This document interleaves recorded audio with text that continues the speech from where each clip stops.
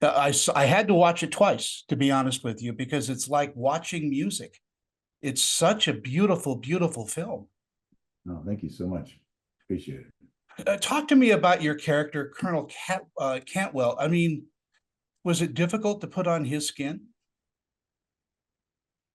Um, I wouldn't say it was difficult. I was shooting in probably one of the most beautiful places in the world in the middle of the pandemic. There was no one there. I was eating the most delicious food that one could imagine eating. I was drinking the most delicious wine that one could imagine drinking. So in those respects, it was not difficult. But the part that was hard for me is we shot this in 2020 during the pandemic, and my father was terminally ill with cancer, and I'm no spring chicken myself. And while I think this film and this story is very much a love story between a man mortality.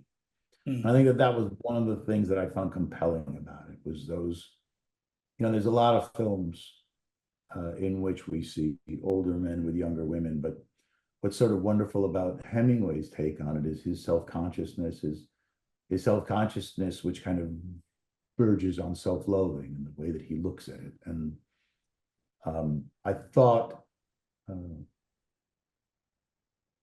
that choice, that is a story about a man who knows that he's going to die, and he has a choice to either spend his last moments, days, weeks, months in a hospital trying to get better, or in his favorite place on earth in Venice, and he chooses Venice. And in many ways, that's the root of the story, and that's the root of the decision, and I think that's Hemingway existentialism. Yeah, I think there's this wonderful juxtaposition between your character and Matilda DeAngelis' character, who, you're seeing both ends of the human scale. Somebody just starting in life and someone who knows that his life is, soon over. And we fall in love with that. Well, I think it's a big, uh, isn't that sort of isn't that sort of the background of Plato's Symposium? I think it's a big what the old get from the young and what the young get from the old is these interdependent relationships. But I think there's a wonderful book by Andre de Roblon called Autumn in Venice, which is a real story about Hemingway and his muse, the woman Adriana Ivancic, who the book is actually dedicated to, and Andre de Roblon's book tells the real story of Hemingway and Adriana, which is in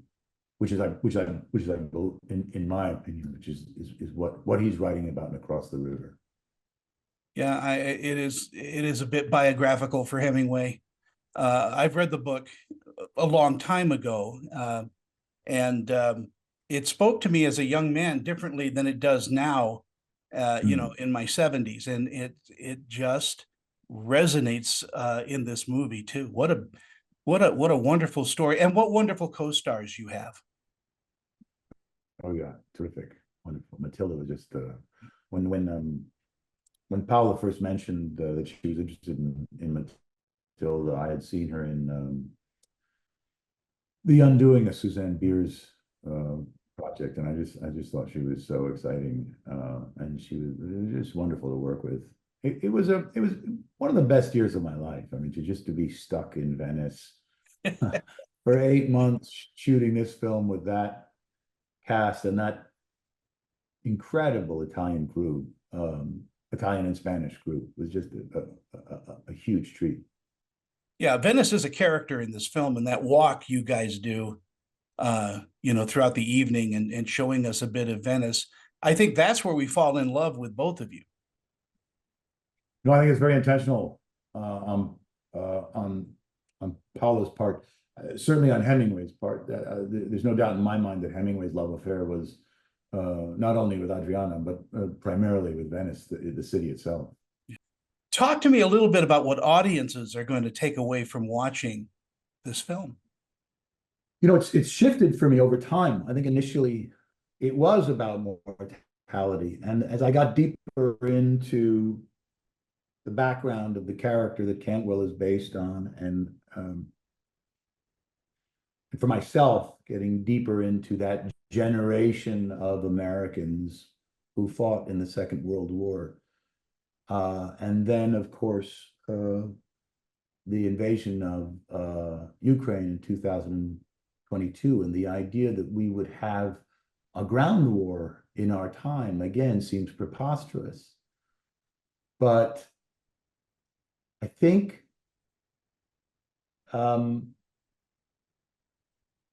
the cost on our souls of that level of violence and what it means is in a wonderful way. I think Hemingway's story, and I think Paula's film, reminds us of the cost of war and how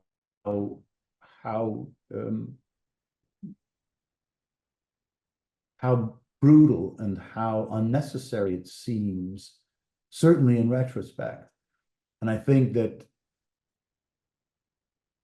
one of the reasons that Colonel Cantwell sees no way forward for himself is because of that price that he's paid. And for me also, as an American, certainly that generation of Americans had a different level of principles and values in terms of what they were willing to give, not just for themselves, but for their families and ultimately for their countries. It was just, I agree completely with oh God, who wrote? I'm having a senior moment here, but who wrote The Greatest Generation? Oh, Dan Rather, or I think it was Dan Rather. Dan Rather. I agree completely with Dan Rather that there was really something extraordinary about that generation of Americans and the sacrifices that they made for freedom and democracy. Yeah, I don't know who said it, but someone had said they left their youth on the beach there in Europe, and now I know what that means. I think that's at the heart of Across the River and Through the Trees. Yeah. This man, I mean, I think that his son is a metaphor. I think that the woman is a metaphor. I think they're all metaphors. Across the River and Through the Trees, what he did, where he went, what it cost him, and what he left. I think those are all things that, for me, are more and more evocative about the current state of global politics and the wars that we find ourselves involved in. Yeah, and it is such a gentle film in its way as well, in explaining that without hitting us over the head, which I thought was brilliant writing. And Paula is such a marvelous director. She knows exactly where to place her camera. Oh, I wish you were here to hear you. It's good. She'd be very happy. Well, you can call her, tell her. I'll tell her. And the score is amazing to this. I hope they release it. You know, from going to the 1940s music to the score itself. What a wonderful, wonderful underscoring to the action the score is.